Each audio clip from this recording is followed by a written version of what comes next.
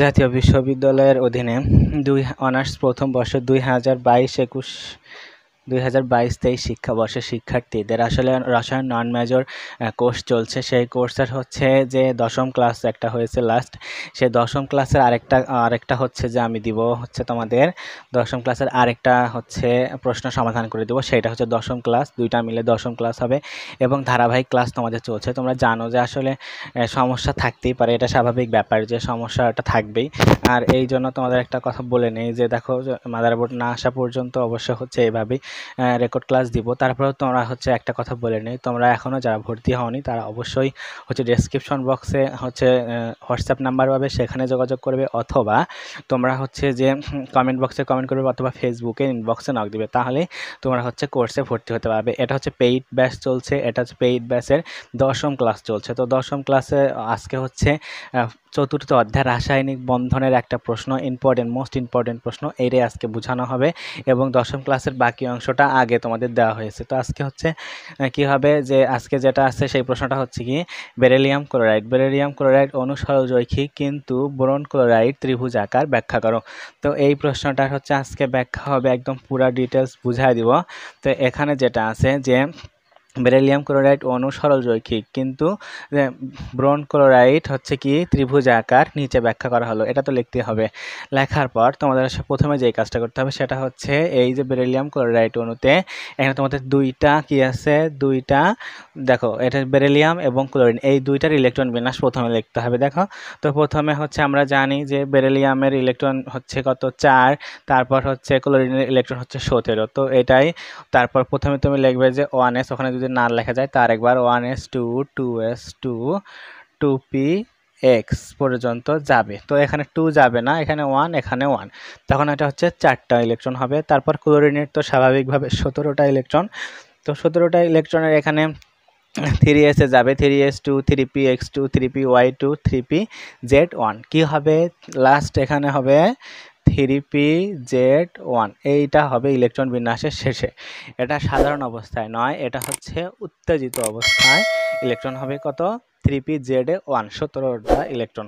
আর 3p স্বাভাবিকভাবে তো 3p এখানে হচ্ছে কত হবে 5 এখানে হবে, আর 3s এর এখানে 2, এই 7টা ইলেকট্রন হচ্ছে তৃতীয় অরবিটালে। তো এইটা হচ্ছে যে সবার শেষে হবে 3pz1। তো এইটা এখানে, তো এখানে বলছে অনুগঠনকালে বেরিলিয়াম কি অনুগঠনকালে বেরিলিয়াম পরমাণু একটি s অরবিটাল, বেরিলিয়াম পরমাণুর একটি s অরবিটাল ও একটি p অরবিটাল অতিক্রমণ করে। কি করে? একটি s অরবিটাল এবং একটি p অরবিটাল, কি একটি s অরবিটাল একটি p অরবিটাল কি করে অতিক্রমণ করে দুইটি sp শঙ্কর অরবিটাল তৈরি করে। দুইটি কি করে?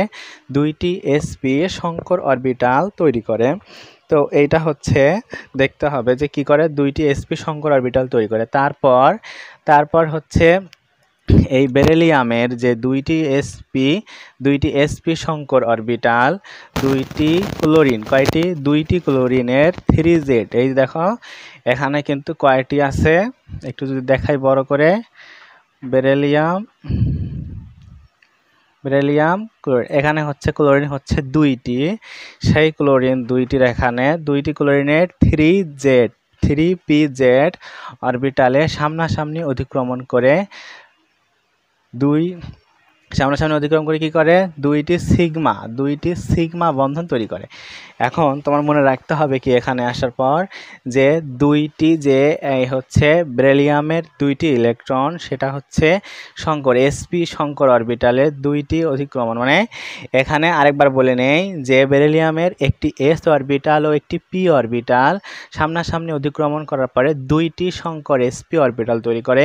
সেই দুইটি শঙ্কর sp অরবিটালের সাথে আবার ক্লোরিনের যে 3pz এর একটি করে ইলেকট্রন থাকে, দুইটি ক্লোরিনের দুইটি তোমার হচ্ছে এই দুইটি ক্লোরিনের যে দুইটির সাথে সিগমা বন্ধন করবে। কি করবে? সিগমা বন্ধন তৈরি করবে। জাস্ট এখানে এইটুকু মনে রাখতে হবে যে দুইটি ক্লোরিনের দুইটি ইলেকট্রন, আর এখানে হচ্ছে দুইটি sp অরবিটাল শঙ্কর অরবিটালের সাথে কি সিগমা বন্ধন তৈরি করবে। তো তারপর তৈরি করে এই যে বেরিলিয়াম ক্লোরাইড যে অণু সেটা গঠন করবে। তারপর বেরিলিয়ামের দুই পাশে দুইটি বন্ধন জোড় ইলেকট্রন থাকায়, বেরিলিয়ামের দুই পাশে দুইটি বন্ধন জোড় ইলেকট্রন কি দেখো, দুইটি বন্ধন জোড় ইলেকট্রন, একটা হচ্ছে ক্লোরিন, এই দুইটা হচ্ছে কি ক্লোরিনের যে বন্ধন জোড় ইলেকট্রন একটা করে বাকি আছে, তাহলে অষ্টক পূর্ণ হয়ে যাচ্ছে, 18 হচ্ছে। সেই জন্য এই ইলেকট্রন থাকায়, বন্ধন জোড় ইলেকট্রন থাকায় তার আকৃতি কি হবে, সরলরৈখিক হবে। তার আকৃতি হবে সরলরৈখিক এবং বন্ধন কোণ 180 ডিগ্রি হবে। কি হবে, বন্ধন কোণ 180 ডিগ্রি হবে। জাস্ট এইটুকুই, মানে একদম খুব সিম্পলভাবে এইটা হচ্ছে বেরিলিয়াম ক্লোরাইডের ব্যাখ্যাটা গেল।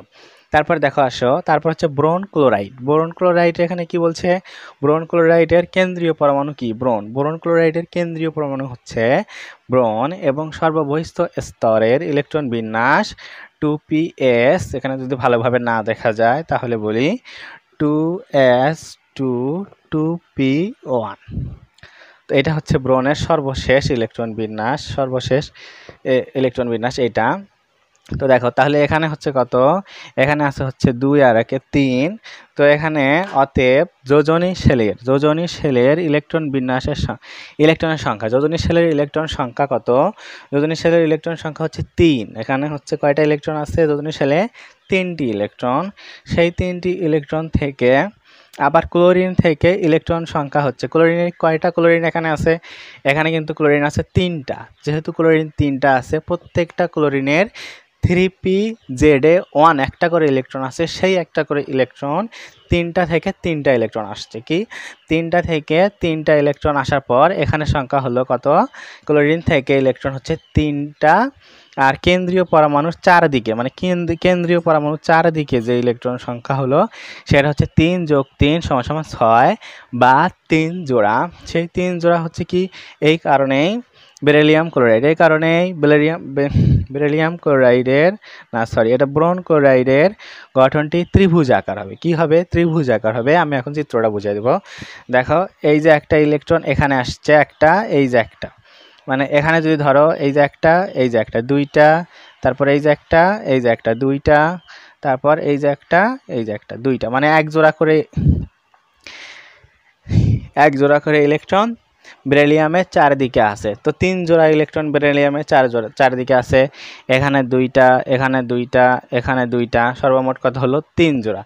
এই 3 জোড়া ইলেকট্রন থাকার কারণে এটা হচ্ছে ত্রিভুজ আকৃতির, জাস্ট এটুকুই।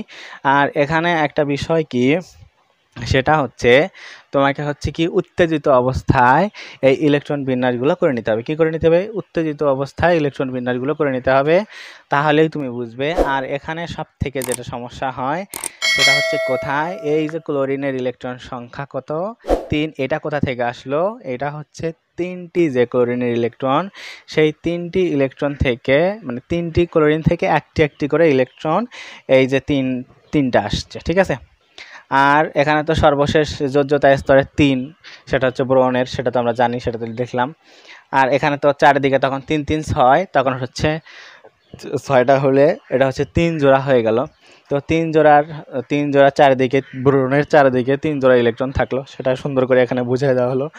আর এখানে একটু সমস্যা হয়, সেটা কই, এই যে হচ্ছে বেরিলিয়ামের 2টি sp অরবিটাল, কি এই বেরিলিয়ামের 2টি যে sp অরবিটাল, শঙ্কর অরবিটাল, এই 2টি ক্লোরিনের সাথে যে, এই 2টি ক্লোরিনের লাস্ট যে 3p-ZA অরবিটালের সাথে যে সামনাসামনি অতিক্রমণ করে 2টি সিগমা বন্ধন গঠন করে, এইখানে সমস্যা হয়। তো এই দুইটা বিষয় তোমরা মাথায় রাখবে যে এই 2টি ইলেকট্রন 2টি sp শঙ্কর অরবিটালের সাথে 2টি ক্লোরিনের, কয়টি, 2টি ক্লোরিনের 3p-ZA যে একটি করে ইলেকট্রন আছে, সেই একটি করে ইলেকট্রন ওই sp শঙ্কর অরবিটালের সাথে দুইটার সাথে কি করে, সিগমা বন্ধন তৈরি করেই বেরিলিয়াম ক্লোরাইড অণু গঠন করে। এবং এই বেরিলিয়াম ক্লোরাইড অণুর দুই পাশেই তো ইলেকট্রন থাকে, একটা করে ইলেকট্রন, সেটা কি ইলেকট্রন জোড় থাকায় কি হয়, এর আকৃতি সরলরৈখিক হবে। প্রত্যেকটা ইলেকট্রন জোড় একটার সাথে বন্ধন জোড় করে দিলেই তো ওটা হচ্ছে অষ্টক পূরণ হয়ে গেল। জাস্ট এইটুকুই। তো আমার মনে হয় না যে এইটা আসলে খুব কঠিন বা এইটাতে তেমন কোনো সমস্যা হবে। যদি এইটাতে কোনো সমস্যা থাকে তাহলে অবশ্যই তোমরা হচ্ছে কমেন্ট বক্সে কমেন্ট করে জানাবে। এবং তোমাদের একটা কথা বলি যে তোমার প্রশ্নটা কেমন হলো, বুঝতে কোনো সমস্যা হলো কি না, তাহলে যদি কোনো সমস্যা থাকে তাহলে তো অবশ্যই জানাবে, এবং যদি বুঝতে পারো তাহলে অবশ্যই একটা গুড কমেন্ট করবে, তাহলে অবশ্য ভালো হবে, ভালো লাগে আর কি, অবশ্যই একটা লাইক দিবে। আর একটা কথা যে তোমাদের হচ্ছে কোর্স চলছে, রেগুলার ক্লাস তোমরা পাবে, তো মাঝে একটু সমস্যা হতেই পারে, দেখো কেউ আসলে সমস্যা ছাড়া না, পৃথিবীতে সকলেই কোনো না কোনো সমস্যা আছে, তো এই বিষয়টা মাথায় রাখতে হবে, সমস্যার মধ্যেও কাজ চালায় যেতে হবে, এটাই হচ্ছে আসলে, এটাই বলতে হবে লাইফ। তো এইভাবে আসলে চলতে হবে, কাজ করতেও হবে, সমস্যা থাকবে, সমস্যাহীন পৃথিবীতে কেউ নেই, তো এই কাজটা আমাদের করতে হবে। আর দেখো এইটা বারবার হচ্ছে অনেক কঠিন একটা বিষয়, সহজ করে বোঝানো হলো, তার পরবর্তীতে তোমরা হচ্ছে অবশ্যই জানতে সাবস্ক্রাইব করে পাশে থাকা বেল আইকনটি ক্লিক করে রাখবে। আজকে এ পর্যন্তই, এতক্ষণ সাথে থাকার জন্য ধন্যবাদ। যদি কোনো সমস্যা থাকে, বারবার বলতেছি, যদি কোনো সমস্যা থাকে তাহলে অবশ্যই আমাকে জানাবে, সমাধান করার চেষ্টা করব, পরের ক্লাসে সমাধান করে দিব। এবং যদি ভালোভাবে বুঝতে পাও তো অবশ্যই একটা লাইক এবং একটা গুড কমেন্ট করে সাথে থাকবে। তো আজকে এ পর্যন্তই, আর তোমাদের হচ্ছে ফ্রেন্ডদের মাঝে শেয়ার করবে। এতক্ষণ সাথে থাকার জন্য ধন্যবাদ।